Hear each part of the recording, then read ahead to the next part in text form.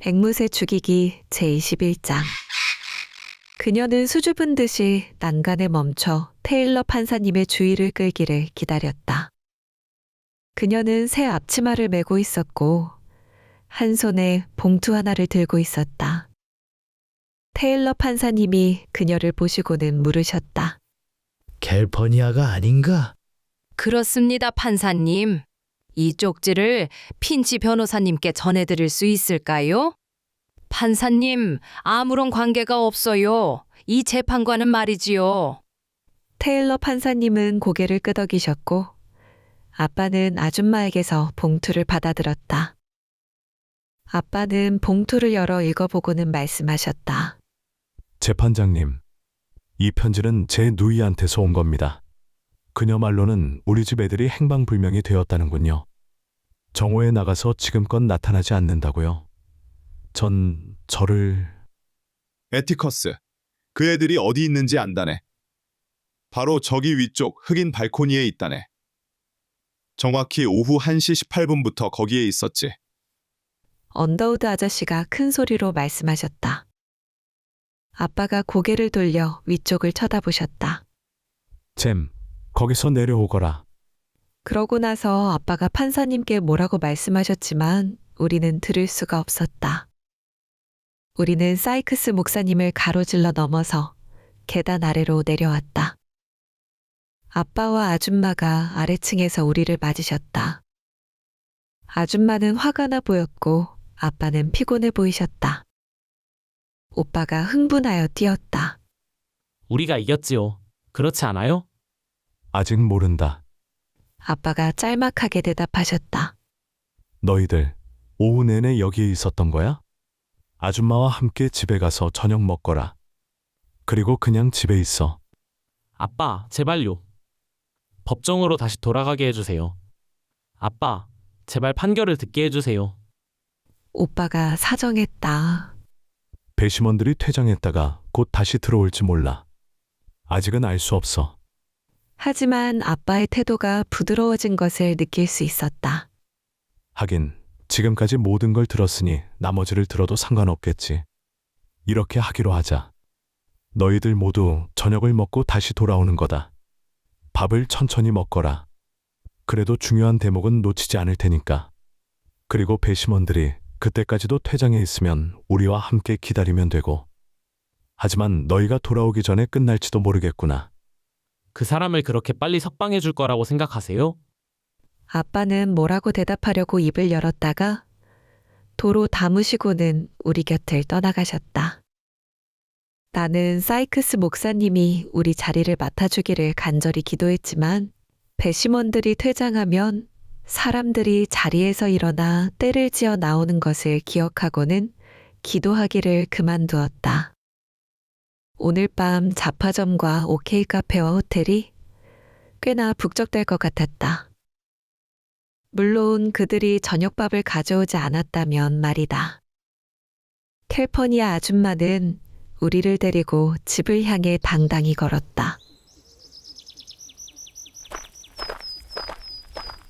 너희들 모두 혼쭐 나야 돼.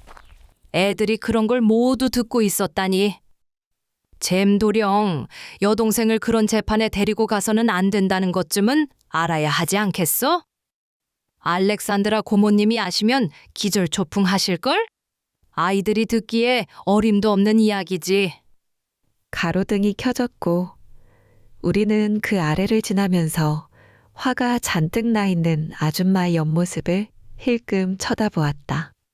잼도련님, 난 그래도 두 어깨에 괜찮은 머리통을 달고 있는 줄로 알았지. 맙소사, 그 앤 도령의 동생이잖아. 그렇고 말고 부끄럽게 생각해야지. 그게 어디 제정신으로 할 행동이야? 나는 완전히 들뜬 기분이었다.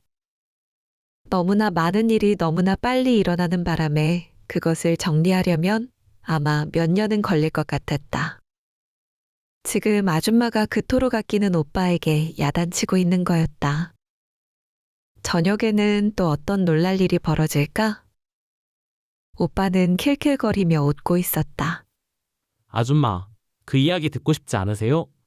입 다물어 도령. 부끄러워서 목을 매도 시원찮은 주제에 웃어대고 있으니 원. 아줌마가 화를 내며 협박하는 바람에 오빠는 약간 후회하는 표정이었다. 아줌마는 변호사님이 혼내지 않으시면 나라도 혼내줄 테야. 집으로 어서 들어가시지, 도련님. 하는 그 고전적인 말과 함께 앞쪽 계단 위로 올라갔다. 오빠는 빙그레 웃으며 들어갔고 아줌마는 딜도 함께 저녁을 먹어도 좋다고 말없이 고개를 끄덕였다. 어서 레이첼 아줌마한테 전화를 걸어 어디에 있다고 말씀드려. 아줌마가 딜에게 말했다. 너를 찾아다니느라 정신이 다 나가셨어. 조심해. 그렇지 않으면 당장 내일 아침에 메리디언으로 돌려보내실 거야. 알렉산드라 고모가 우리를 맞았고 아줌마가 우리가 어디에 있었는지를 말하자 거의 기절할 지경이었다. 아빠가 다시 돌아와도 좋다고 말씀하셨다고 하자 고모는 상처를 받은 듯 했다. 저녁을 드시면서 한마디도 하지 않으셨으니까 말이다. 접시에 담긴 음식을 이리저리 옮겨놓고 처량하게 바라만 보시는 동안 아줌마는 오빠랑 딜이랑 나에게 복수라도 하듯 음식을 많이 담아주었다. 아줌마는 우유를 따르고 감자 샐러드와 햄을 접시에 나눠주면서 다양한 어조로 부끄러운 줄 알아 하고 투덜댔다. 너희들 모두 천천히 먹어 하고 마지막으로 명령했다. 사이크스 목사님이 우리 자리를 잡아주셨다. 거의 1시간 정도 자리를 비웠다는 사실을 알고 놀랐다.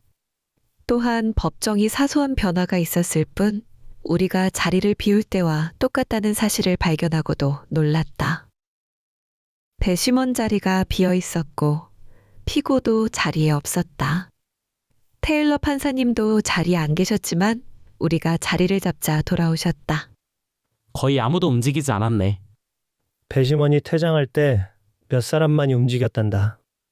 아래층 남자들이 여자들에게 저녁을 갖다 주었고 여자들은 갓난아이들을 먹였지. 사이크스 목사님이 일러주셨다. 그들이 퇴장한 지 얼마나 됐나요? 30분 정도 되었어. 핀치 변호사와 길머 검사께서 무어라고 좀 더 이야기를 나누셨고 테일러 판사님은 배심원들에게 설명하셨단다. 재판장님은 어땠어요? 뭐라고?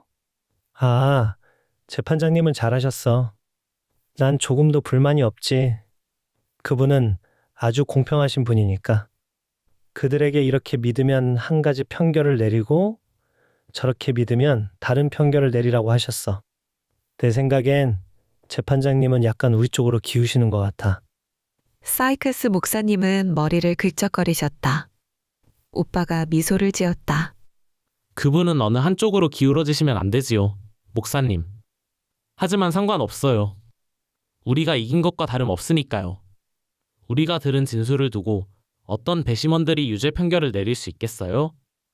오빠가 재치 있게 말했다. 잼도령, 그렇게 확신할 수는 없어. 난 지금껏 어떤 배심원들도 백인을 제치고 흑인이 이기도록 판결 내린 걸 보지 못했거든. 하지만 오빠는 사이크스 목사님 말에 이의를 제기했고 우리는 강간과 관련한 법에 대한 오빠의 견해와 함께 증거를 장황하게 재검토해 보았다. 만약 그녀가 그에게 몸을 허락했다면 그건 강간으로 성립될 수 없었다. 그런데도 강간이 성립하려면 그녀의 나이가 많아도 18살이어야 했다. 적어도 엘라베마주에서는 그랬다. 그런데 메이엘라의 나이는 19이었다. 겉으로는 발로 차고 소리를 질러야 했고 폭력에 의해 꼼짝없이 짓눌리고 될 수 있으면 무의식 상태가 될 만큼 구타당해야 했다. 18살 이하라면 이런 과정을 거치지 않아도 됐다. 잼도령, 나이 어린 숙녀들이 듣기엔 점잖지 못한데. 사이크스 목사님이 오빠의 말을 막았다. 아, 저앤 우리가 무슨 얘기하는지 몰라요. 스카웃, 넌 아직 어려. 잘 모르지? 안 그래? 그렇지 않아. 오빠가 말하고 있는 것 모조리 다 알고 있어. 오빠가 입을 다물고 다시는 그 화제를 꺼내지 않는 것으로 보아 내 말이 잘 먹혀 들어간 듯 했다. 목사님, 지금 몇 시나 됐어요? 8시가 되어 가는데 아래층을 내려다보던 나는 아빠가 호주머니에 두 손을 집어넣고 어슬렁거리며 걷고 계시는 것을 보았다. 아빠는 창가를 걷고 나서 배심원석 쪽에 있는 난간 옆을 걸으셨다. 난간 안쪽을 들여다보고 판사석에 앉아 계신 테일러 판사님을 살펴보시고 나서는 처음 있던 자리로 되돌아가셨다. 아빠와 눈이 마주치자 내가 손을 흔들었다. 고개를 끄덕여 내 인사에 답하고는 다시 왔다 갔다 하시기 시작했다. 길머 검사는 창가에 서서 언더우드 아저씨와 이야기를 나누고 있었다. 법원 서기버트 아저씨는 책상에 두 다리를 얹어놓고 기대어 앉아 줄담배를 피우고 있었다. 하지만 지금 법정에 참석하고 있는 법원의 관리들, 아빠, 길머 검사, 곤히 잠들어 있는 테일러 판사님, 그리고 버트 아저씨 말이다. 오직 정상적으로 행동하는 사람들 같았다. 이렇게 조용한 법정은 난생 처음이었다. 때로는 갓난아이 하나가 성마르게 울음을 터뜨렸지만 어른들은 마치 교회에 나온 것처럼 조용히 앉아 있었다. 발코니에 있는 흑인들도 성경에 나오는 인물들처럼 참을성 있게 앉아 있거나 서 있었다. 낡은 법원 건물의 시계가 긴장을 하며 힘겹게 준비를 한 뒤 우리 뼈를 흔들어 놓을 듯이 큰 소리를 내며 8번 울렸다.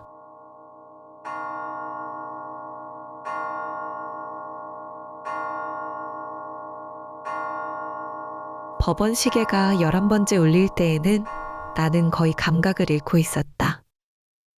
잠을 쫓다 지친 나머지 사이크스 목사님의 편안한 팔과 어깨에 기대어 잠깐 선잠을 잤다.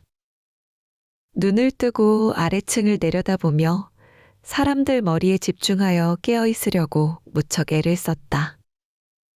대머리가 16사람, 빨강머리로 통할 만한 사람이 14사람, 갈색과 검은색 중간 정도에 속할 사람이 40사람이었다. 그리고 언젠가 오빠가 잠깐 동안 심리를 공부할 때 설명해 준 것이 생각났다. 오빠 말로는 많은 사람, 즉 스타디움을 가득 채운 사람들처럼 말이다. 숲속에 있는 나무 한 그루에 불이 붙기를 기원하는 것처럼 어느 한 가지 일에만 정신을 집중하면 그 나무에는 저절로 불이 붙게 된다는 거였다.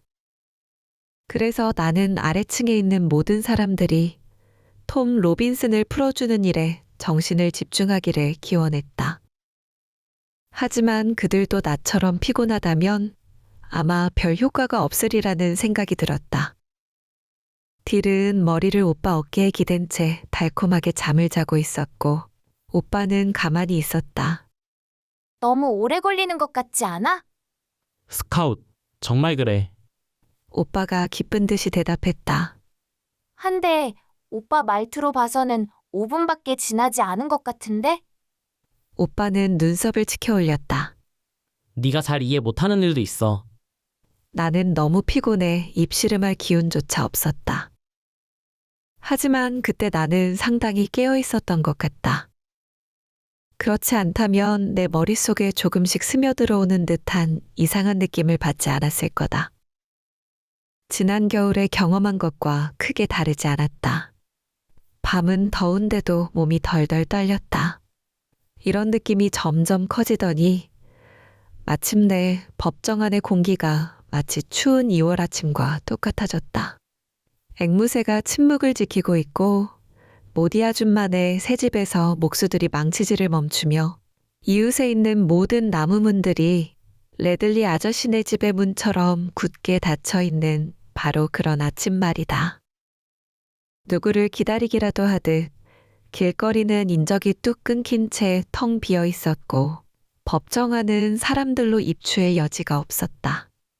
김이 모락모락 나는 여름밤은 한겨울 아침과 다르지 않았다.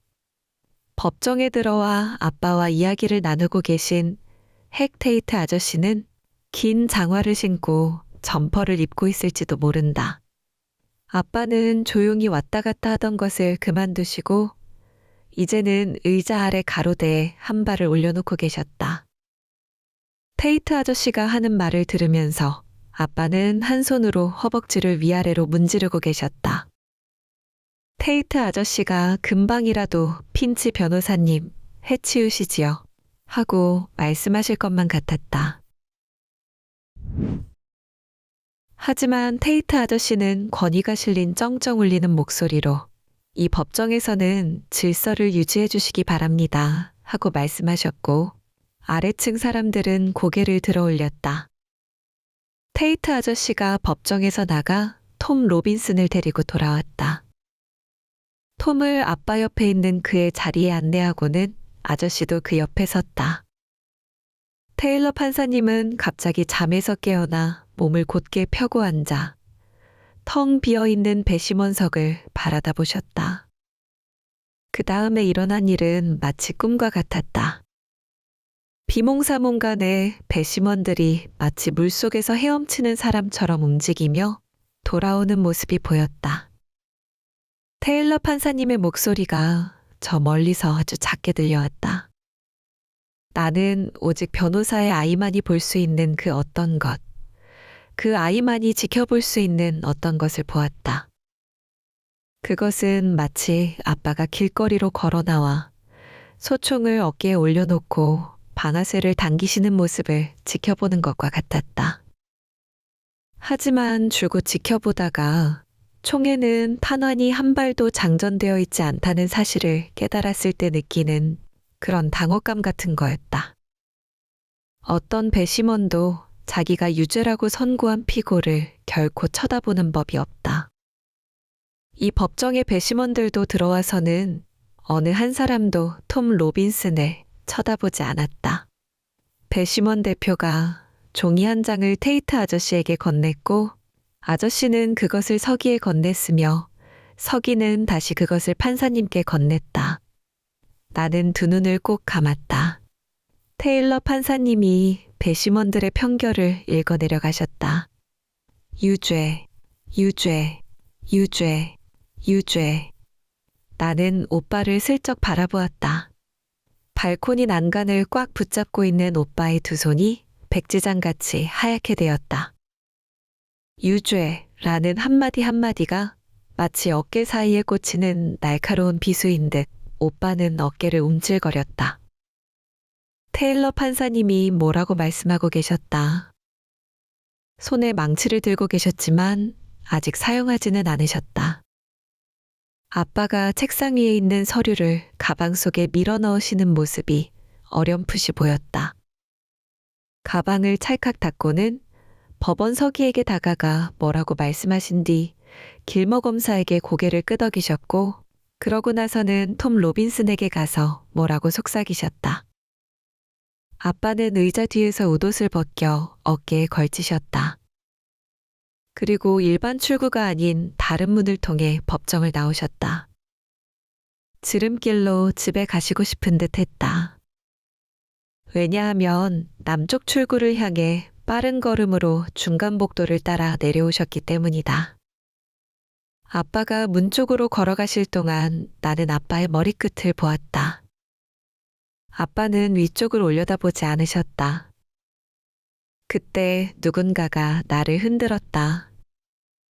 나는 아래층에 있는 사람들에게서 또 쓸쓸하게 복도를 따라 걷는 아빠의 이미지에서 마지못해 눈을 돌렸다. 진 루이즈 양? 나는 주위를 돌아다 보았다. 그들이 서 있었다. 우리 주위에 그리고 반대편 벽 쪽의 발코니에서 흑인들이 자리에서 일어나고 있었다. 사이크스 목사님의 목소리가 테일러 판사의 목소리처럼 아득하게 들렸다. 진 루이즈 양, 어서 일어나. 지금 아빠가 나가고 계셔. 앵무새 죽이기 제22장.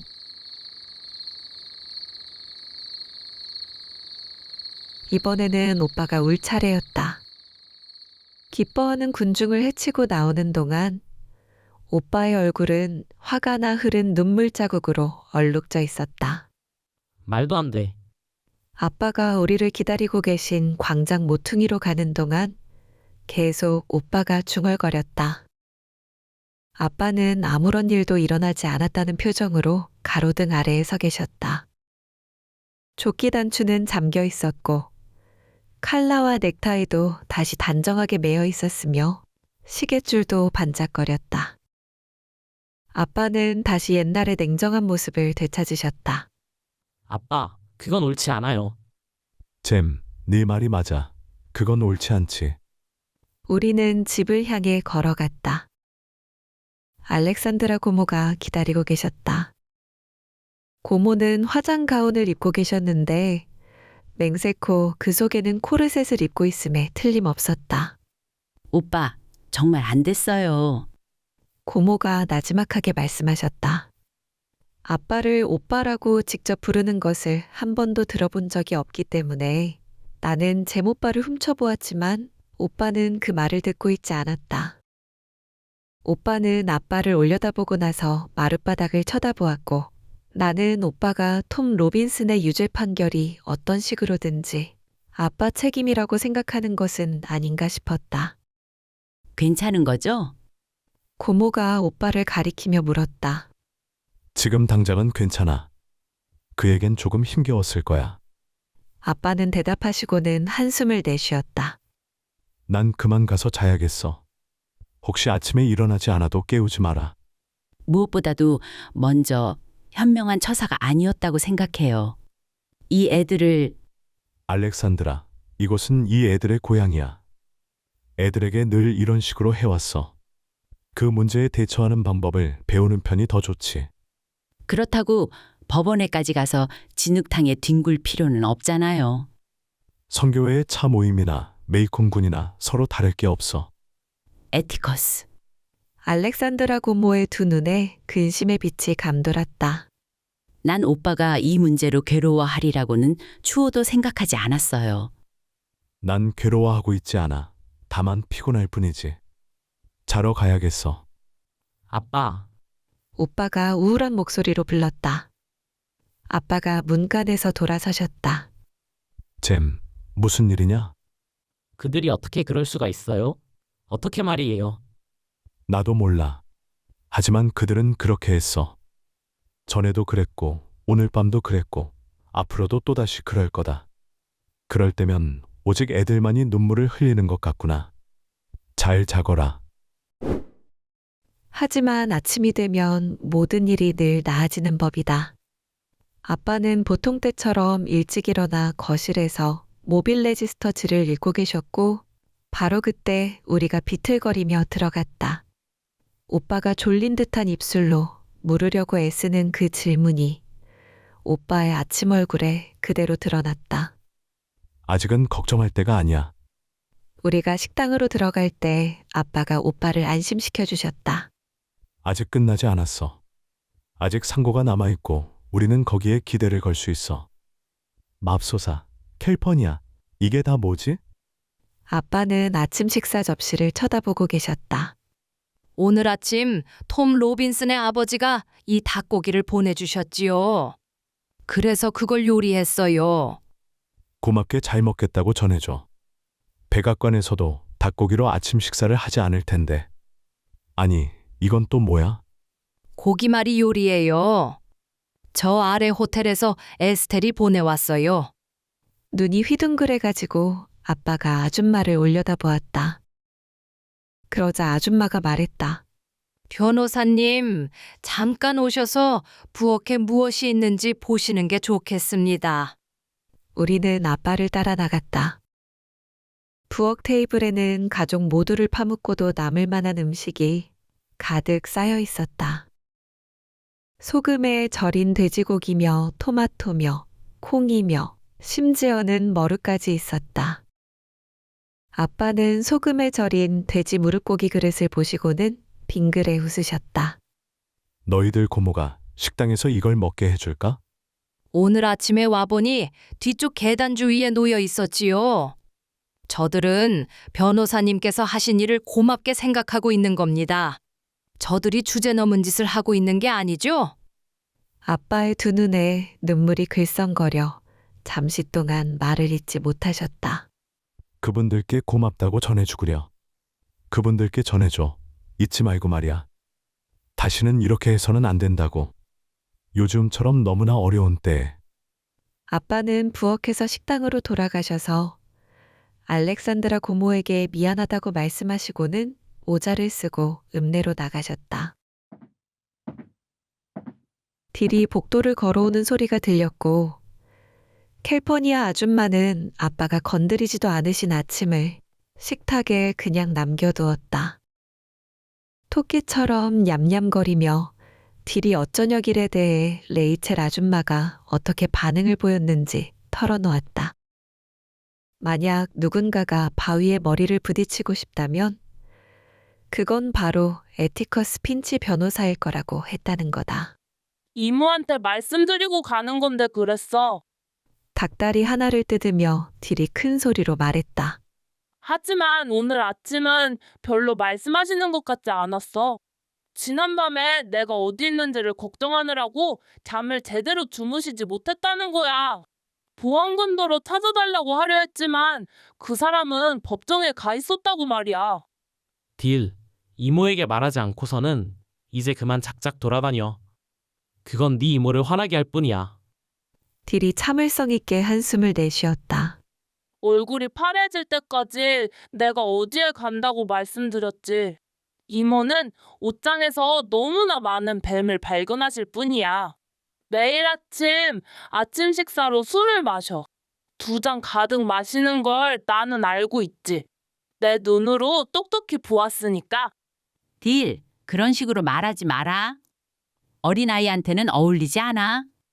그건 말이다. 냉소적인 말투거든. 전 냉소적인 게 아니에요, 고모님. 진실을 말하는 건 냉소적인 게 아니잖아요. 내 말투는 그래. 오빠는 고모를 향해 두 눈을 반짝이고는 딜에게 말했다. 자, 가자. 그 롤러스케이트 가지고 가도 좋아. 우리가 편관에 나갔을 때 스테파니 크로포드 아줌마가 모디 에킨스 아줌마와 에이브리 아저씨에게 바쁘게 그 이야기를 해대고 계셨다. 우리를 돌아보시고는 이야기를 계속했다. 오빠는 들짐승이 울부짖는 듯한 소리를 냈다. 나한테 무기라도 있었으면 했다. 난 어른들이 형을 쳐다보는 눈빛이 싫어. 마치 무슨 짓이라도 저지른 듯한 느낌이 들게 해. 모디 아줌마가 오빠더러 와보라고 소리를 질렀다. 오빠는 신음소리를 내며 그네에서 일어났다. 나도 같이 갈 테야. 딜이 오빠를 따라가며 말했다. 스테파니 아줌마의 코가 호기심으로 파르르 떨렸다. 누구 허락을 받고 법정에 갔느냐고 묻고 싶었던 거였다. 아줌마는 우리를 직접 보지는 못했지만 우리가 흑인 발코니에 있었다는 소문이 오늘 아침 읍내에 파다하게 퍼졌던 거다. 말하자면 아빠가 우리를 그곳에 세워둔 것은 아닌지, 그 모든 사람들과 같이 그렇게 너무 가까이 지켜본 것은 아닌지, 스카웃이 그 모든 걸 이해하고 있었는지, 아빠가 참패 당하는 꼴을 보고 우리가 화를 내지는 않았는지 등등 말이다. 스테파니, 조용히 해. 이 말을 하시는 모디 아줌마의 말투는 그야말로 치명적이었다. 아침 시간을 모두 이렇게 현관에서 보낼 순 없지. 잼 핀치, 내가 너를 부른 건 너랑 네 친구들이 케이크를 먹지 않을까 해서였어. 그 케이크 만들려고 새벽 5시에 일어났단다. 그러니 안 먹겠다곤 하지 말거라. 스테파니, 그럼 이만 실례. 에이브리 씨도 또 봬요. 모디 아줌마의 부엌 식탁에는 큼직한 케이크가 하나, 작은 케이크가 2개 놓여 있었다. 작은 케이크가 3개 있어야 했다. 딜을 잊어버린 것은 아줌마답지 않았고 그래서 우리는 그걸 내색했음에 틀림없었다. 하지만 아줌마가 큰 케이크에서 한 조각을 잘라 오빠에게 주실 때에야 비로소 이해할 수 있었다.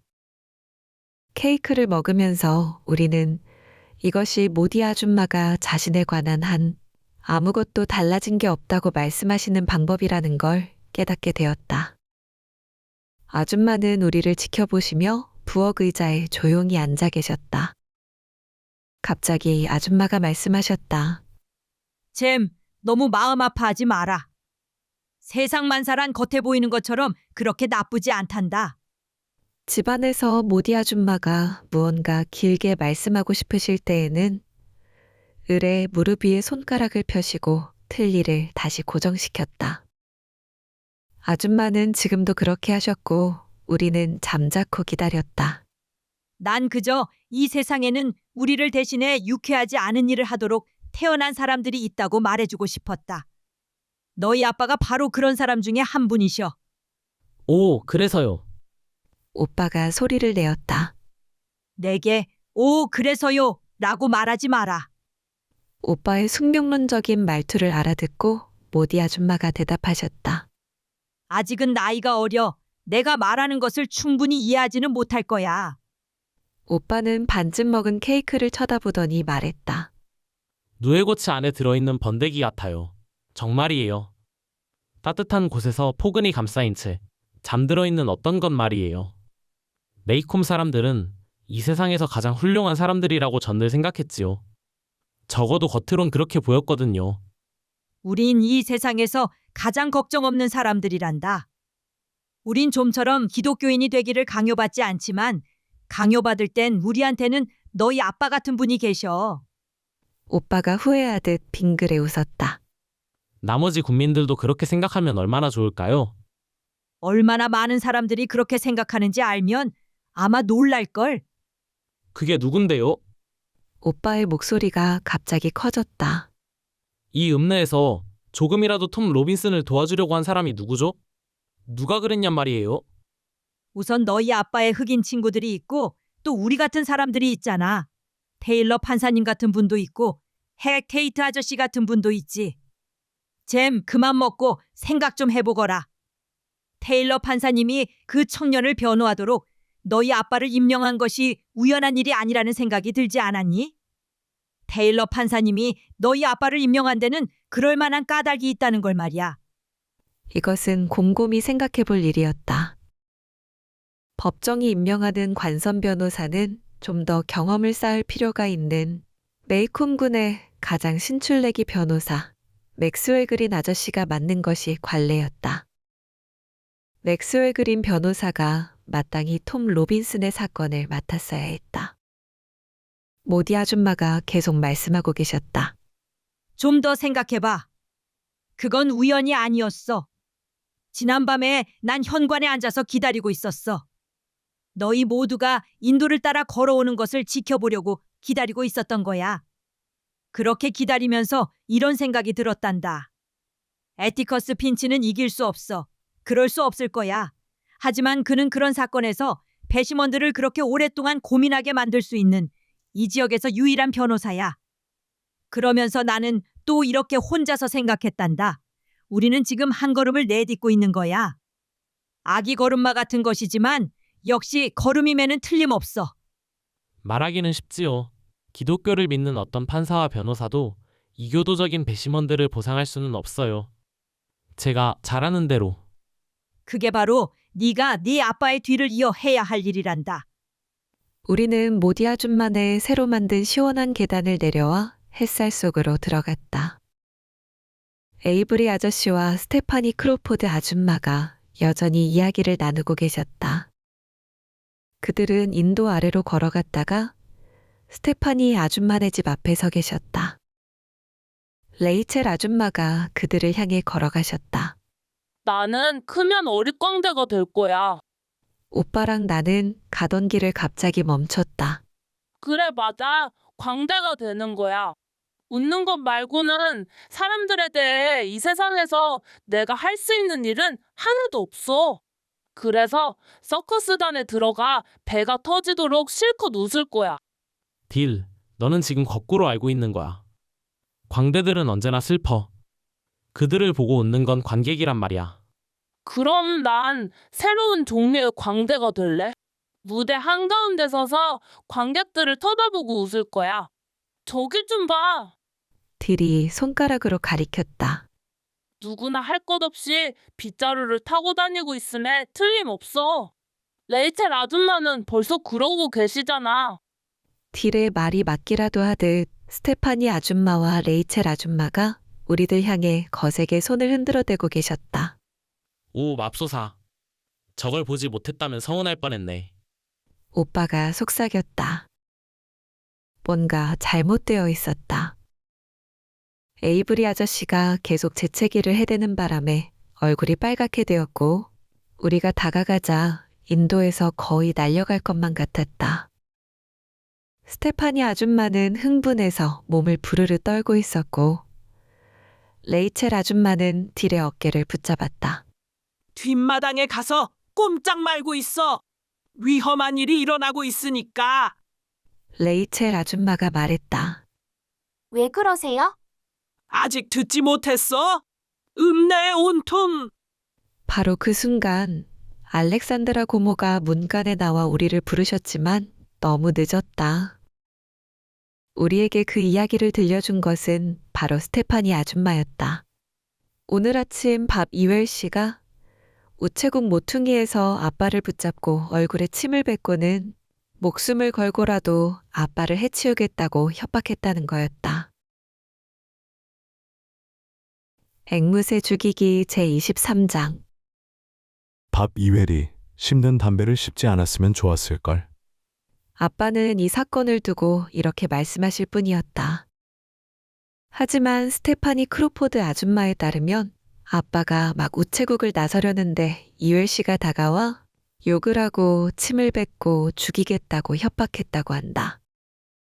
스테파니 아줌마는 이 이야기를 두 번째로 되풀이할 때는 자신이 직접 현장에 있었으며 두 눈으로 똑똑히 보았다고 했다. 짙은이 정글 가게에 갔다 오는 길이었다나? 아줌마는 아빠가 눈 하나 깜빡거리지 않고 손수건을 꺼내 얼굴을 닦고는 서 있었고 이웰 씨가 차마 입에 담지 못할 심한 욕설을 퍼부어댔다고 했다. 무슨 전쟁인지 참전한 적이 있는 제대 군인인 이웰 씨는 아빠가 별로 반응을 보이지 않자 너무 잘나서 나하고는 싸우기도 싫단 말씀이지. 이 더러운 깜둥이 애이나 하고 내뱉었다는 거다. 그러자 아빠가 그게 아니라 싸우기에는 너무 늙었어 하고 대꾸하시더니 두 손을 호주머니에 집어넣고 어슬렁어슬렁 걸어가시더라고 스테파니 아줌마가 전했다. 아줌마는 아빠는 정말 알아줘야 한다고 때론 그렇게 반응을 보이지 않는다고 하셨다. 오빠랑 나는 그 이야기가 조금도 재미있지 않았다. 결국 말이야. 아빤 한때 군에서 제일 가는 명사수였잖아. 그러니까 아빤 스카웃, 아빠는 총 같은 건 가지고 다니지 않으실 거야. 아예 총이 없으시잖니. 그날 밤 감옥 앞에 계실 때도 총을 갖고 계시지 않았어. 총을 갖고 있는 건 누군가가 자기를 쏘도록 유인하는 것과 같다고 말씀하셨어. 하지만 지금은 사정이 달라. 총 한 자루 빌리시도록 말씀드려야겠어. 우리가 그렇게 말씀드리자 아빠는 쓸데없는 짓이야 하고 잘라 말씀하셨다. 딜은 아빠의 훌륭한 성품에 호소하는 것이 효과가 있을 것이라고 제안했다. 만약 이웰 씨가 아빠를 살해한다면 우리는 굶어 죽게 될 뿐더러 알렉산드라 고모 혼자서 우리를 맡아 키우게 될 거라고 말이다. 그리고 아빠가 땅에 묻히자마자 무엇보다도 먼저 고모는 캘퍼니아 아줌마를 해고할 거라고 말이다. 나이가 어린 계집애인 내가 울고불고 하며 애원한다면 어떻게 들어먹힐지도 모른다고 오빠가 말했다. 하지만 그것도 별로 효과가 없었다. 하지만 우리가 밥을 제대로 먹지도 않고 늘 하던 놀이에도 흥미를 보이지 않은 채 이웃을 어슬렁거리는 것을 보시고는 아빠는 우리가 꽤 걱정하고 있다는 것을 깨달으셨다.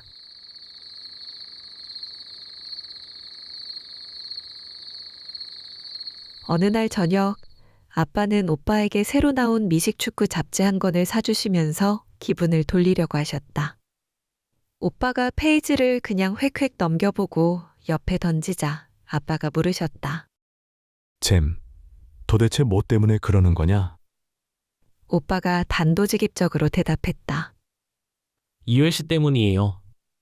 무슨 일이라도 있니? 아니요, 아무 일도 없어요. 아빠가 걱정이 돼서요. 저희 생각으론 아빠가 그 아저씨에 대해 어떤 조치를 취하셔야 할 것 같아요. 아빠가 쓴웃음을 지으셨다. 어떤 조치 말이냐? 치안 감호 조치로 묶어두기라도 해야 할까? 어느 누군가가 아빠를 해치우겠다고 했으면 그럴 의도가 있는 것처럼 보인다고요. 그럴 의도가 있었을 게다. 잼, 잠깐만이라도 한번 밥 이외의 입장에서 생각해 보거라. 그 재판에서 나는 마지막 남아있는 그의 성실성마저 깡그리 없애버렸거든. 물론 그가 조금이라도 성실성을 갖고 있었다면 말이다. 그 사람은 어떻게든 안갚음을 하려고 하겠지. 그런 종류의 사람들이란 늘 그렇게 하거든. 그러니 내 얼굴에 침을 뱉고 나를 협박하는 것으로 메이엘라 이웰에게 매질을 한 대라도 덜 한다면 나는 기꺼이 그걸 받아들일 수 있어. 그 사람은 어느 누군가에게 화풀이를 해야 하고 그 대상이 집에 가득한 그 집 애들보다는 차라리 내가 되는 편이 낫지. 무슨 말인지 알아듣겠니? 오빠가 고개를 끄덕였다. 알렉산드라 고모가 방에 들어오셨을 때 아빠는 말씀을 계속하고 계셨다. 밥 이외를 무서워할 것이 하나도 없어. 그날 아침 그 사람은 사용할 카드는 다 사용했으니까. 에티커스, 그렇게 확신할 순 없어요. 그런 자들은 무슨 짓을 해서라도 보복하려 할 테니까. 그 자들이 어떤 인간인지 잘 알잖아요. 알렉산드라, 이웰이 도대체 나한테 무슨 짓을 할 수 있단 말이냐? 무슨 꿍꿍이 속이 있단 말이지요. 내 말을 믿어도 좋을걸요. 메이콤에서는 어느 누구도 꿍꿍이 짓을 할 기회가 별로 없어. 그 뒤로 우리는 별로 두려워하지 않았다. 여름이 어느새 하루하루 지나갔고 우리는 최대한으로 시간을 즐겼다. 아빠는 상급 법원에서 그 사건을 재심할 때까지는 톰 로빈슨에게 어떠한 일도 일어나지 않을 것이라고, 톰은 풀려나거나 적어도 재판을 다시 받게 될 것이라고 우리를 안심시켜 주셨다. 지금 그는 이곳에서 70마일 떨어진 체스터군의 엠필드 교도소에 수감되어 있다고 했다. 나는 아빠에게 톰의 부인과 애들이 그를 면회할 수 있느냐고 여쭤봤지만 그럴 수 없다고 대답하셨다. 상소심에서 지게 되면 어떻게 되나요? 어느 날 저녁 내가 아빠께 여쭤봤다. 사형당하게 될 거야. 주지사가 감형해주지 않는다면 말이지. 스카웃, 아직 걱정할 때가 아니야. 아직도 기회는 있으니까. 오빠는 소파에 드러누워 대중역학 잡지를 읽고 있었다. 고개를 들더니 말했다. 그건 옳지 않아요. 유죄 판결을 받더라도 그가 누굴 죽인 건 아니잖아요. 어느 누구의 목숨도 빼앗지 않았다고요. 엘라베마 주에서 강간은 사형감이라는 건 너도 알지? 네, 알아요, 아빠. 하지만 배심원들은 그를 사형시킬 필요까진 없지요. 그들이 원한다면 20년형은 몰라도. 어쩔 수 없는 사실이야. 잼, 톰 로빈슨은 흑인이야. 이 지역에서는 어떤 배심원도 그런 혐의에 대해 피고는 죄가 있지만 그렇게 많지는 않다 라고 하지 않아. 무죄 석방이거나 아니면 사형 중 하나야. 오빠는 고개를 흔들고 있었다. 옳지 않다는 건 알겠는데 무엇이 옳지 않은지는 잘 모르겠어요. 어쩌면 강간은 사형시킬 범죄여서는 안 될지도. 아빠는 의자 옆자리에 읽고 계시던 신문을 떨어뜨렸다.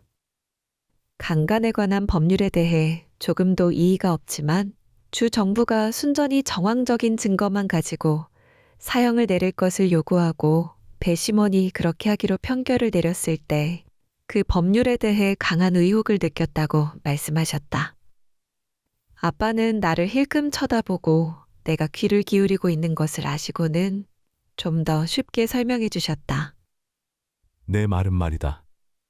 가령 어떤 사람이 살인죄로 사형을 선고받기 전에는 반드시 한 사람 이상의 목격자가 있어야 한단다.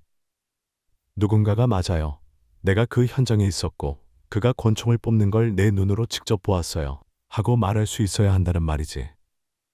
하지만 수많은 사람들이 사형을, 교수형을 당했어요. 그저 정황적인 증거만 가지고요. 나도 알고 있어. 많은 사람들은 그런 형을 받아 마땅했지. 하지만 목격자가 없으면 늘 의혹이 생기게 마련이야. 때론 그림자처럼 아주 희미한 의혹이지만 법에서는 이유 있는 의혹을 말하고 있지만 나로서는 피고에게는 희미한 의혹이라도 인정해줘야 한다고 생각한단다. 아무리 그럴 성쉽지 않아도 피고에게 죄가 없을 가능성은 언제나 있게 마련이거든. 그렇다면 문제는 다시 배심원으로 돌아가요. 배심원 제도를 없애버려야 해요. 오빠가 집요하게 따지고 들었다. 아빠는 웃지 않으려고 노력하셨지만 그럴 수가 없었다. 잼, 넌 우리 법조인들에게 너무 가차없는 판단을 내리고 있구나. 어쩌면 더 좋은 방법을 찾아낼 수 있을지 모르지. 법률을 고친다든가 사형의 경우 오직 재판장만이 형벌을 정하는 권한을 행사하도록 말이야. 그렇다면 먼트가 머리에 가셔서 법을 고치세요. 그게 얼마나 어려운지 알면 놀랄걸. 내 생전에는 그 법을 고칠 수 없을 거야. 너희들 세대 때 고친다 해도 아마 할아버지가 될 때에야 가능할 거다. 그런 설명은 오빠에게 충분하지 않았다. 정말 안 돼요. 아빠, 배심원을 없애버려야 해요. 무엇보다도 그 사람은 죄가 없는데도 유죄 판결을 내렸잖아요. 잼, 만약 너와 다른 11명의 애들이 배심원이었다면 톰은 풀려날 수 있었을 게야. 지금까지 내 삶에서 어느 것도 너의 판단 과정에 방해가 된 적이 없었지. 톰의 배심원들은 12명의 일상적인 삶을 사는 이성적 인간으로 구성되어 있어.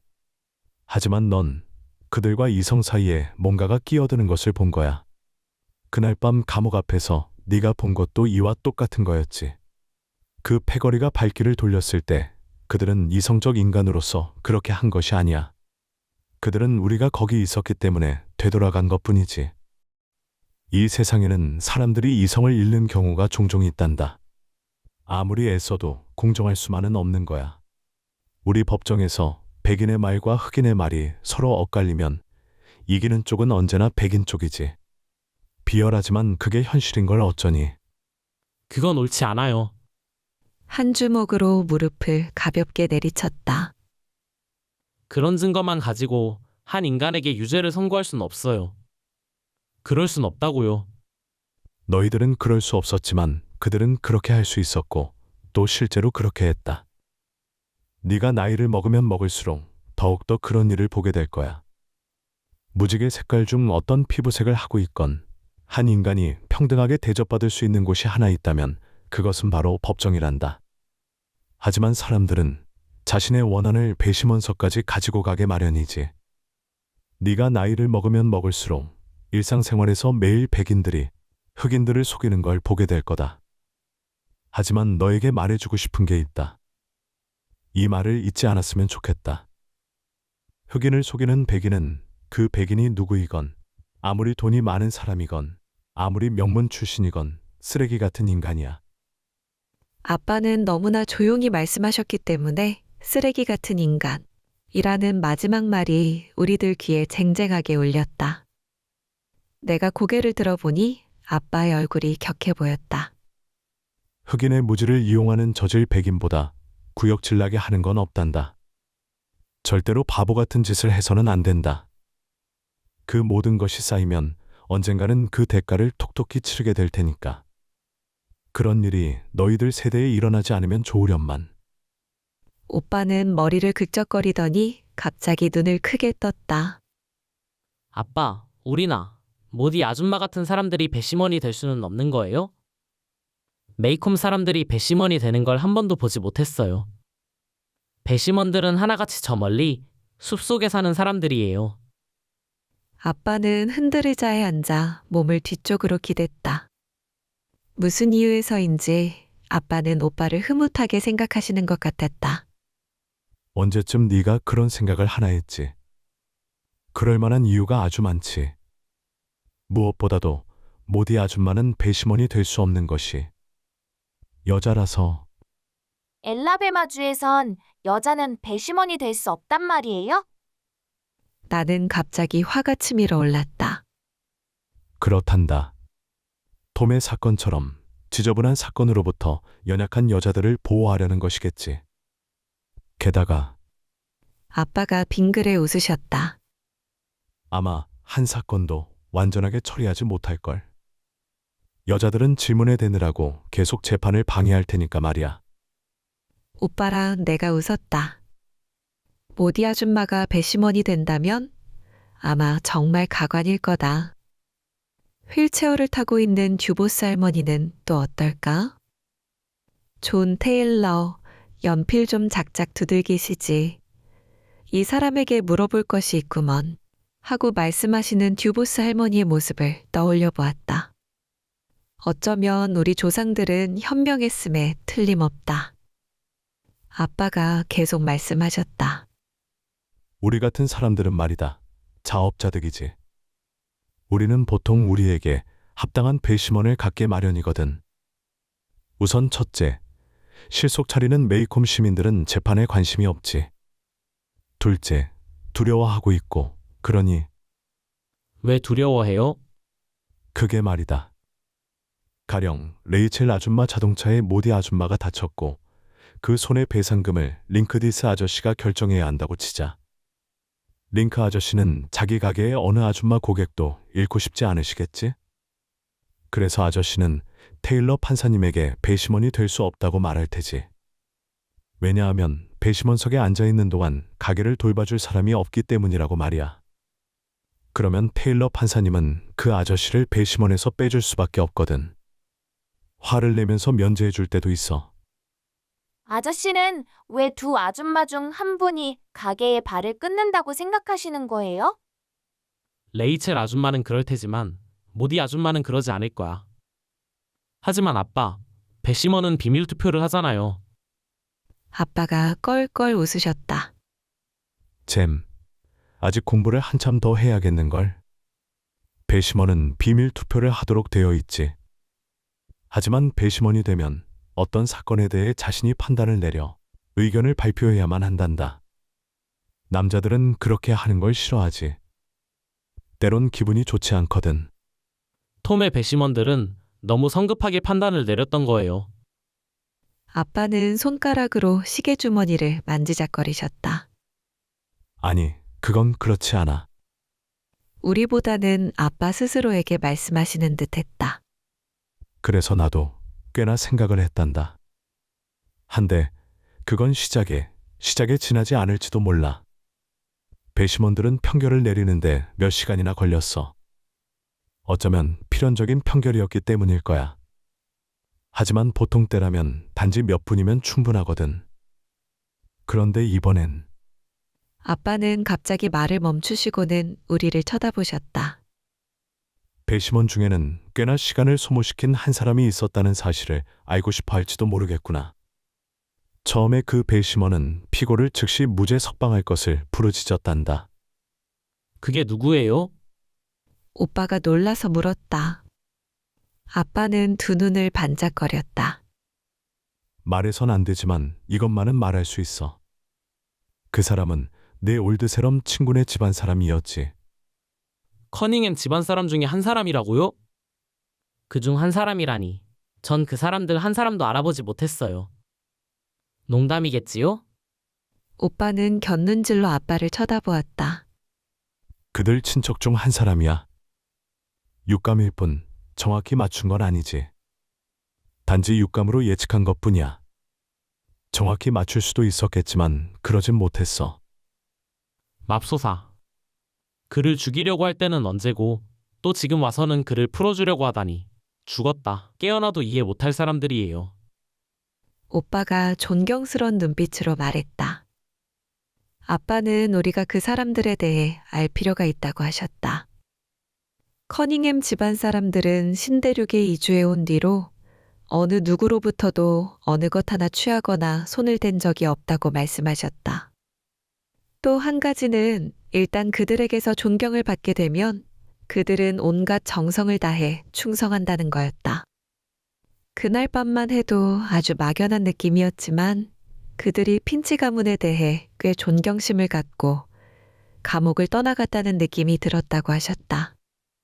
아빠 말씀으로는 그때도 그 패거리 중 한 사람이 마음을 바꾼 것은 청천벽력 같은 우연의 힘과 또 다른 커닝햄 사람이 있었기 때문이라고 하셨다. 배심원 중에 그런 사람이 둘만 있어도 우린 불일치 배심으로 편결을 얻어낼 수 있었을 텐데 말이야. 그날 밤 아빠를 죽이려고 한 바로 그자를 배심원석에 앉혔다는 말씀이세요? 아빠, 어떻게 그런 위험을 무릅쓸 수 있으세요? 어떻게 그럴 수가 있어요? 좀 더 꼼꼼히 따져보면 그렇게 위험하지도 않아. 유죄 판결을 내리려는 한 사람과 역시 유죄 판결을 내리려는 또 다른 사람 사이에 차이란 없어. 안 그래? 유죄 판결을 내리려는 한 사람과 마음에 약간 동요를 느끼는 또 다른 사람 사이에는 아주 미미한 차이가 있는 거지. 모든 배심원 중에서 유일하게 그 사람만이 확신을 할 수 없었던 거야. 그 사람은 월터 커닝햄 씨와는 어떤 친척 관계인가요? 아빠는 자리에서 일어나 두 팔을 펴시고 하품을 하셨다. 아직 잘 시간이 아니었으므로 아빠가 신문을 읽고 싶어 하신다는 걸 알 수 있었다. 신문을 집어들고 접어서 내 머리를 가볍게 치셨다. 가만히 있자. 아빠가 혼잣말로 나지막하게 말씀하셨다. 이제 알겠다. 겹 동서 사이야. 어떻게 그래요? 두 자매가 두 형제와 결혼했거든. 내가 말할 수 있는 건 그뿐이야. 나머지는 네가 생각해봐. 나는 머리를 짜내. 내가 딜이랑 결혼하고 딜에게 누이 동생이 있어서 그녀가 오빠와 결혼한다면 우리 아이들이 겹 동서가 되는 거라고 결론을 내렸다. 오빠, 어휴, 끔찍해. 웃기는 애들이 될 거야. 고모, 들으셨어요? 아빠가 자리를 뜨신 뒤 내가 말했다. 알렉산드라 고모는 우리를 쳐다보지 않으시고 코바늘로 깔개를 짜고 계셨지만 우리들이 하는 말을 듣고 계셨다. 일감 바구니는 의자 옆에 놓고 깔개를 무릎에 펼쳐놓은 채 의자에 앉아 계셨다. 여자들은 도대체 왜 이렇게 찌는 듯 더운 날 밤에 털깔개를 짜는지 도무지 이해가 가지 않았다. 그래 들었단다. 꼬마 월터 커닝햄 편을 들다가 낭패당했던 옛날 사건이 떠올랐다. 지금 생각해보면 그렇게 한 것이 기분 좋았다. 계약하자마자 월터더러 우리 집에 와서 점심을 같이 먹자고 해야지. 다음에 만나면 늘씬하게 때려줄 것이라고 약속한 일을 까맣게 잊어버린 채 나는 이렇게 계획을 세웠다. 학교가 끝난 뒤에도 가끔 우리 집에서 놀아도 돼. 아빠가 올드세럼까지 차로 데려다 주실 거야. 어쩌면 가끔 우리 집에서 잠을 잘 수도 있어.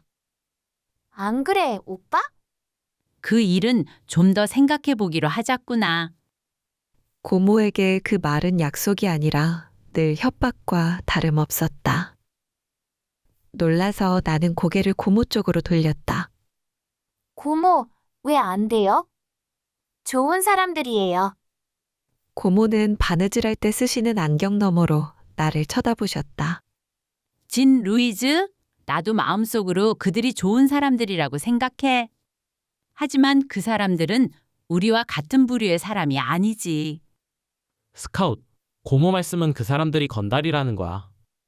건달이 뭔데? 오, 그건 별 볼 일 없는 사람들이지. 할 일 없이 빈둥거리는 사람 말이야. 그건 나도. 진 루이즈, 바보 같은 소리 그만해. 문제는 월터 커닝햄을 광내고 때 빼고 할 순 있어. 그거야 구두를 신기고 새 옷을 입히면 되는 거지. 하지만 그렇다고 절대로 잼과 같게 되지는 않을 거야. 게다가 그 집안에는 술을 좋아하는 내력이 있어. 핀치 여자들은 그런 부류의 사람들에겐 관심이 없어. 고모, 저엔 아직 9살도 안 되었어요. 이제부터라도 알아두는 게 좋아. 알렉산드라 고모는 말을 마쳤다. 지난번 단호하게 태도를 취하던 일이 생생하게 떠올랐다. 도저히 그 까닭을 알 수 없었다. 캘포니아 아줌마네 집을 방문할 계획으로 들떠있던 때였다. 난 그저 호기심과 흥미를 느꼈다. 아줌마의 친구가 되고 싶었고, 아줌마가 어떻게 사는가, 아줌마의 친구는 누구인가 알고 싶었을 뿐이었다. 말하자면 달의 반대편을 보고 싶은 것과 같다고 할까? 이번에도 전략은 달랐지만 알렉산드라 고모의 목적은 똑같았다. 어쩌면 그래서 고모가 우리와 함께 살러 오셨는지도 모르겠다. 우리가 친구를 사귀는 것을 도와주려고 말이다. 나는 될 수 있는 대로 고모와 멀리 해야겠다고 마음먹었다. 그들이 좋은 사람들이라면 도대체 왜 제가 월터에게 잘해줄 수 없나요? 잘해주지 말라고 하지 않았어. 그 애한테 친절하고 정중하게 대해줘야 한다. 누구한테나 점잖게 행동해야 돼. 하지만 그 애를 집에 초대할 필요까지는 없잖아. 고모, 그 애가 우리 친척이라면요? 그 앤 우리 친척이 아니야. 설령 그렇다 해도 내 대답은 마찬가지일 거야. 오빠가 나를 두둔하고 나섰다. 고모, 아빠는 친구는 선택할 수 있어도 집안은 선택할 수 없다고 하셨어요. 친척은 우리가 인정하든 인정하지 않든 친척일 수밖에 없다고요. 그렇게 하지 않으면 아주 어리석어 보인다고 하셨어요. 또 너희 아빠 타령이구나. 다시 한번 말한다만 진 루이즈, 넌 월터 커닝햄을 집에 초대해서는 안 돼. 만약 그 애가 너의 겹동서의 겹동서라고 해도 일 때문에 아빠를 찾아오는 경우를 제외하고는 이 집에 받아들일 수 없어. 이제 이것으로 그 일은 결정됐어. 고모는 전에도 절대로 안 돼라고 말씀하셨지만 이번에는 그 이유를 덧붙이셨다. 왜냐하면 그 애는 쓰레기 같은 애니까. 그러니까 너는 그 애하고 놀아선 안 되는 거란 말이야. 난 내가 그 애하고 어울리며 그의 행동거지나 본받고 그 밖에 다른 것들을 배우는 걸 그냥 놔두지 않을 테다. 지금 현재로도 넌 네 아빠한테 골칫거리거든. 나는 고모의 말에 어떻게 반응해야 할지 몰랐지만 오빠가 나를 말렸다. 화가 나서 우는 내 양 어깨를 잡고는 한 팔로 감싸 안으며 오빠 방으로 데리고 갔다. 아빠가 우리 소리를 들으시고 문가에 고개를 내미셨다. 아빠, 아무것도 아니에요. 정말 아무것도 아니라니까요. 오빠가 퉁명스럽게 말했다. 그러자 아빠가 자리를 뜨셨다. 스카웃, 캔디를 씹어봐. 오빠가 호주머니를 뒤져 투시롤 캔디 하나를 꺼냈다. 캔디를 입속에 넣고 편안한 작은 덩어리로 만드는데 몇 분이나 걸렸다. 오빠는 옷장 위에 있는 물건들을 다시 정리하고 있었다. 오빠의 머리카락이 뒤쪽에는 착 올라붙어 있고 앞쪽에는 착 내려붙어 있었다. 어른의 머리처럼 보이지 않나 싶었다. 어쩌면 빡빡 밀어버린 뒤 다시 기르기 시작하면 오빠의 머리가 제자리에서 가지런히 자랄지 모른다. 눈썹도 전보다 점점 짙어졌고 몸도 날씬해졌다. 키도 점점 자라고 있었다. 오빠가 뒤를 돌아보며 내가 다시 울기 시작하지 않나 생각하는 듯 했다. 아무한테도 말하지 않는다면 보여줄 게 있다고 말했기 때문이다. 그게 뭐냐고 물었다. 오빠는 부끄러운 듯이 빙그레 웃으며 셔츠 단추를 풀었다. 그게 뭔데? 안 보여? 털이야. 어디에? 여기, 바로 여기에 말이야. 오빠는 나에게 큰 위로가 되었고 그래서 근사하게 보인다고 말해줬다. 하지만 내 눈에는 아무것도 보이지 않았다. 오빠, 정말 근사한데? 여기 겨드랑이에도 있어. 내년에는 미식 축구를 할 수 있을 거야.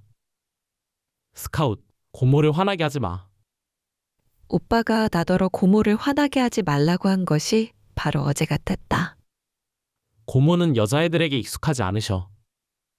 적어도 너 같은 여자애에겐 말이야.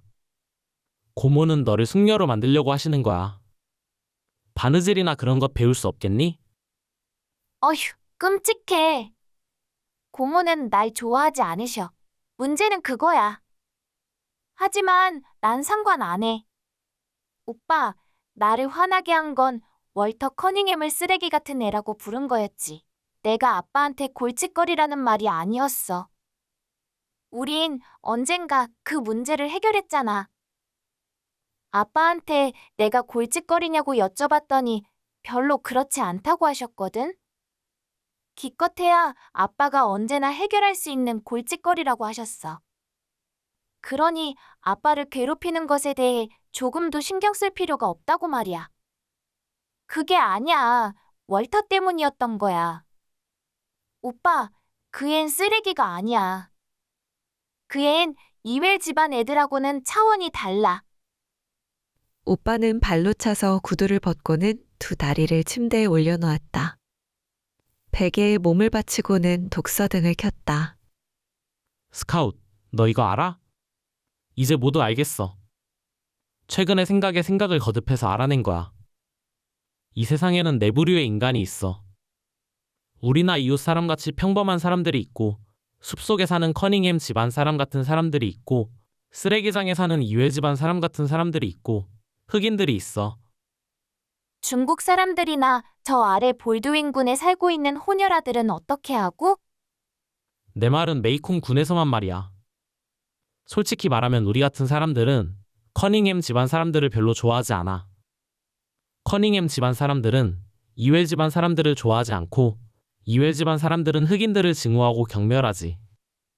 나는 오빠에게 그게 사실이라면 왜 커닝햄 집안 사람 같은 사람들로 구성된 톰의 배심원들이 이웰 집안 사람들을 골탕 먹이기 위해서라도 톰을 무죄로 석방시키지 않느냐고 따졌다. 그랬더니 오빠는 내 질문을 유치하다고 치부해버렸다. 너도 알잖아. 라디오에서 음악이 흘러나오면 아빠는 발장단을 맞추셔. 또한 아빠는 내가 알고 있는 어느 누구보다도 채소와 고기를 삶은 국물을 좋아하시고. 그렇다면 우린 커닝햄 집안 사람들과 같다는 말이 되잖아. 잘 모르겠단 말이야. 왜 고모가 그러시는지. 아니, 내 말을 끝까지 들어봐. 물론 그들과 비슷하지만 여전히 다른 데가 있거든. 언젠가 아빠가 말씀하시기를 고모가 그렇게도 집안에 관심을 갖는 이유는 우리 이름으로 물려받은 돈은 한 푼도 없고 갖고 있는 것이라곤 가문밖에는 없기 때문이라는 거야. 오빠, 하지만 난 잘 모르겠어. 언젠가 아빠가 말씀하셨는데 뼈대 있는 가문인이 하는 말이 우스꽝스러운 것은 어느 집안이나 마찬가지로 다 오래되었기 때문이래. 흑인들과 영국 사람들에게도 해당되느냐고 여쭤봤더니 아빠는 물론 그렇다고 하셨어. 배경이란 오래된 가문을 뜻하지 않아. 집안이 얼마나 오래전부터 글을 읽고 쓸 줄 아는가에 달려있다고 생각해. 스카웃, 나는 이 문제를 진짜 열심히 생각해봤고 그게 내가 생각해낼 수 있는 유일한 이유야. 핀치 가문 사람이 이집트에 살 때쯤 그들 중 한 명이 상형 문자 한두 개를 배웠고 그걸 자기 아들에게 가르쳐준 거야. 오빠가 웃었다. 고모가 증조 할아버지께서 글을 읽고 쓰셨다는 걸 자랑스럽게 여기고 있는 걸 생각해봐. 여자들이란 별 희한한 걸 가지고 다 자랑스럽게 생각한다니까. 하지만 난 증조 할아버지가 그럴 수 있으셨다는 게 다행이라고 생각해. 그렇지 않았다면 누가 아빠와 그들에게 글을 가르쳐 주었겠어. 그리고 아빠가 글을 읽을 줄 모르신다면 오빠랑 나는 곤경에 빠져 있었을 거야. 오빠, 그래도 난 그게 배경이라고는 생각하지 않아. 그렇다면 우리가 커닝햄 사람들과 다르다는 걸 어떻게 설명할 거야? 월터는 자기 이름도 제대로 서명할 줄 몰라. 내가 봤거든. 그들보다는 우리가 더 오래전부터 글을 읽고 쓸 줄 안 거야. 아니야. 누구나 다 배워서 아는 거야. 날 때부터 글을 읽고 쓸 줄 아는 사람은 하나도 없어. 월터는 그 나름대로 똑똑한 거야. 집에 남아서 아빠 일을 도와줘야 하기 때문에 때로 뒤에 처질 뿐이지. 그 애한테 잘못된 것은 없어. 아니야, 오빠. 내 생각으로는 오직 한 종류의 인간만 있을 뿐이야. 그냥 사람들 말이지. 오빠는 몸을 돌려 베개를 때렸다. 다시 편안히 자리를 잡을 때 얼굴에 근심의 구름이 끼었다. 오빠는 저기압 상태에 빠져들고 있었고, 그래서 나는 점점 걱정이 되었다. 오빠의 눈썹이 하나가 되었고, 입이 한 일자가 되었다. 오빠는 얼마 동안 침묵을 지키고 있었다. 나도 그렇게 생각했지. 마침내 오빠가 입을 열었다. 내 나이 때에는 말이야. 오직 한 종류의 인간만이 있다면 왜 서로 사이좋게 지내지 못할까? 그들이 서로 비슷하다면 왜 그렇게 서로를 경멸하는 거지? 스카웃, 이제 뭔가 이해할 수 있을 것 같아. 왜 브래들리가 지금까지 내내 집안에만 틀어박혀 지냈는지 알 수 있을 것 같아. 그건 말이야. 아저씨는 그냥 집안에 있고 싶기 때문이야. 잘 들으셨나요? 지금 화면에 나오는 동영상을 보시면 우리가 무엇을 하는 업체인지 알 수 있습니다. 우리는 보시는 것처럼 반지를 만드는 제조업체입니다. 반지로는 유튜버들의 흥미를 끌지 못해서 오디오북을 덧붙이게 되었지요. 지금도 열심히 국내 유명 대학이나 국제학교 등의 졸업반지를 만들고 있고, 이 외에 가족반지를 만들기도 합니다. 가족반지를 만드는 이유는 세상에서 행복을 맛볼 수 있는 유일함을 기념해드리기 위해서입니다. 이런 가족의 행복을 기원하는 마음으로 졸업반지와 같은 공동 구매 가격으로 가족반지를 만들어드리고 있습니다. 좀 더 자세한 내용은 더보기에서 참고 링크를 클릭하시면 다양한 맞춤의 예를 보실 수 있습니다. 감사합니다.